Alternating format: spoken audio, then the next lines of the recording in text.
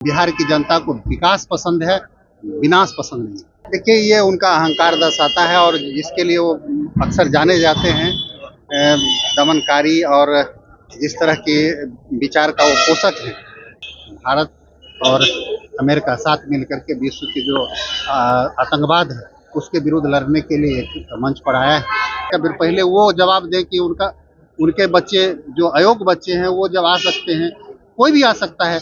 सिर्फ इस आधार पर कि वो नीतीश कुमार जी के बेटे हैं, उनको राजनीति से वंचित नहीं किया जा सकता। इसलिए विपक्ष के पास कोई चूंकि मुद्दा नहीं है, इसलिए वो इस तरह की अनर्गल बात कर रहे हैं। नमस्कार, आप देख रहे खबरीलाल लाइव और मैं हूं आपके साथ निधि सिंह। केंद्रीय मंत्री राजभूषण निषाद से जब सवाल पूछे गए कि आखिर नीतीश कुमार की इतनी अहमियत क्यों है, इस पर उन्होंने विपक्ष पर इशारों ही इशारों में निशाना साधते हुए कहा कि नीतीश कुमार को फिर इंडिया गठबंधन या महागठबंधन में बुलाने की लगातार कोशिश करते रहते हैं, लेकिन उनकी कोशिश सफल नहीं होगी, क्योंकि मुख्यमंत्री नीतीश कुमार को पता है कि बिहार के विकास के लिए निश्चित तौर पर वह काम कर रहे हैं और प्रधानमंत्री जिस तरीके से बिहार के विकास के लिए काम कर रहे हैं, यह देखकर कि निश्चित तौर पर यह कहा जा सकता है कि विपक्ष का प्रयास कभी सफल होने वाला नहीं है। तो वहीं उन्होंने डोनाल्ड ट्रंप की दोनों की मुलाकात पर भी, प्रधानमंत्री और डोनाल्ड ट्रंप की मुलाकात पर भी उन्होंने कहा कि यह निश्चित तौर पर आगे के लिए बहुत ही महत्वपूर्ण है और हमारा देश इससे आगे काफी तरक्की कर सकता है, दोनों के रिश्ते को देखते हुए। लेकिन लालू प्रसाद यादव कर रहा है कि बीजेपी की सरकार बनने नहीं देंगे। हम लोगों के राज्य बीजेपी की सरकार बन कैसे जाएगी? देखिए, ये उनका अहंकार दर्शाता है और जिसके लिए वो अक्सर जाने जाते हैं, दमनकारी और जिस तरह के विचार का वो पोषक है। बिहार की जनता वो बर्दाश्त नहीं करेगी और आने वाले दिनों में पुनः एक बार नीतीश कुमार जी की सरकार बनेगी और बिहार में सुशासन का राज्य कायम होगा। केंद्रीय बजट तेजस्वी यादव को मुख्यमंत्री बनाने की बात कर रहे हैं लालू यादव।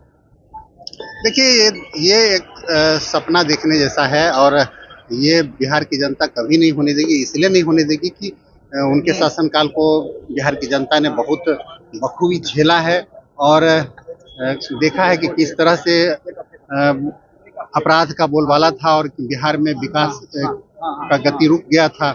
और जब से सुशासन की सरकार बनी है, आदरणीय नीतीश कुमार जी की सरकार बनी है, तब से लगातार बिहार में विकास हो रहा है। चाहे आप किसी भी क्षेत्र की बात कर लें, चाहे वो कानून व्यवस्था की बात हो, चाहे आप रोड की बात हो, स्वास्थ्य क्षेत्र में बात हो, हर क्षेत्र में लगातार बिहार विकास किया है और बिहार की जनता को विकास पसंद है, विनाश पसंद नहीं। केंद्रीय बजट को लेकर केंद्रीय मंत्री के साथ साथ बीजेपी के मंत्रियों की सभी कह सकते हैं स्टेट में सभी जिले में लगाई गई है ड्यूटी। क्या लग रहा है चुनावी वर्ष में कितना फायदा होगा अगर लोगों के बीच जाए, प्रेस कॉन्फ्रेंस करे?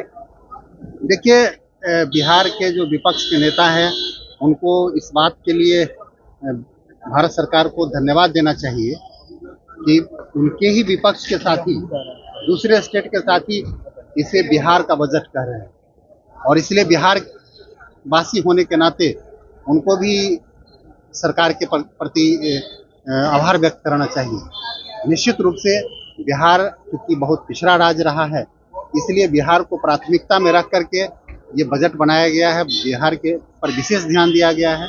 इसलिए विपक्ष के पास कोई चूंकि मुद्दा नहीं है, इसलिए वो इस तरह की अनर्गल बात कर रहे हैं। मणिपुर में राष्ट्रपति शासन लग जाएगा। मणिपुर देखिए, जहाँ पर भी आवश्यकता पड़ती है, जहाँ भी कुछ ऐसी माहौल उत्पन्न होता है तो राष्ट्रपति शासन लगे।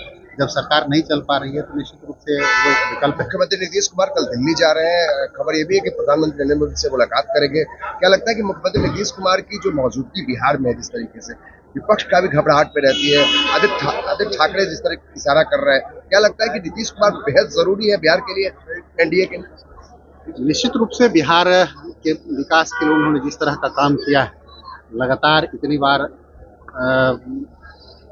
बिहार में रहे, तब से लगातार बिहार का विकास हुआ है। तो विपक्ष के पास चूंकि कोई चेहरा नहीं है, तो विपक्ष लगातार प्रयास कर रहा है कि हम इशारा करके बुलाएं, अपनी तरफ बुलाएं उनको, लेकिन वो समझते हैं कि अगर बिहार का विकास करना है तो हमको एनडीए को इंटैक्ट रखना होगा। भारतीय जनता पार्टी और जनता दल यूनाइटेड और जो भी हमारे गठबंधन हम हैं, राष्ट्रीय लोक मोर्चा है, सारे लोग इंटैक्ट हैं और सारे गठबंधन का एक ही उद्देश्य है कि बिहार को कैसे मजबूत किया जाए, बिहार को कैसे विकसित किया जाए। 24 को प्रधानमंत्री का दौरा है भागलपुर। हाँ, ये स्वाभाविक, क्योंकि विकास के क्रम में हर जगह जाते रहते हैं, तो इसी कड़ी में एक दौरा है और इस क्षेत्र में भी विकास के नए आयाम को लिखेंगे, क्योंकि बिहार के लिए उन्होंने बहुत कुछ किया है, तो उस क्षेत्र के विकास के लिए भी कुछ बातें होगी। डोनाल्ड ट्रंप से प्रधानमंत्री की मुलाकात हुई है।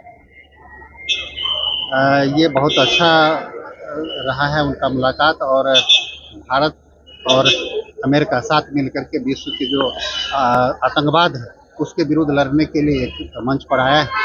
और पहले से भी आज विपक्ष भले जितना भी हल्ला कर ले, लेकिन पूरी विश्व कम्युनिटी में ये मैसेज है कि आदरणीय प्रधानमंत्री नरेंद्र मोदी जी के नेतृत्व में भारत का मान सम्मान बढ़ा है, और इस बात को कोई नज़रअंदाज नहीं कर सकता है। भारत के प्रेजेंस को जिस तरह से उन्होंने उभारा है, हम सब समझते हैं। एक सवाल है सर, मुख्यमंत्री नीतीश कुमार के जो बेटे हैं निशान, उनकी राजनीति में एंट्री की संभावनाएं हैं, विपक्ष के द्वारा आरोप भी लगाया जा रहा है, आप कैसे देखते हैं परिवारवाद को लेकर आरोप? देखिए, जो लोग खुद परिवारवाद में लिप्त हैं और दूसरे के बारे में अभी सिर्फ अटकलें हैं, तो उनको बेचैनी हो रही है। जो आज तक परिवारवाद के पोषक जो पार्टी रही है, वो खुद आज इस बात का पहले वो जवाब दे कि उनके बच्चे जो अयोग्य बच्चे हैं वो जब आ सकते हैं, कोई भी आ सकता है। सिर्फ इस आधार पर कि वो नीतीश कुमार जी के बेटे हैं, उनको राजनीति से वंचित नहीं किया जा सकता है, ये समझना चाहिए। तो आपने मंत्री जी के बयान को सुना। उन्होंने नीतीश कुमार के बेटे निशांत की राजनीति में आने पर भी अपनी प्रतिक्रिया जताई है और कहा कि उनका आना, वो एक राजनीतिक सोच विचार के लोग हैं, उनका आना काफ़ी ज़्यादा शोभनीय होता है। और इस रिपोर्ट के माध्यम से अपनी प्रतिक्रिया ज़रूर दीजिएगा और ऐसे ही देश दुनिया की तमाम खबरों के साथ देखते रहे खबरीला लाइव। बहुत बहुत धन्यवाद।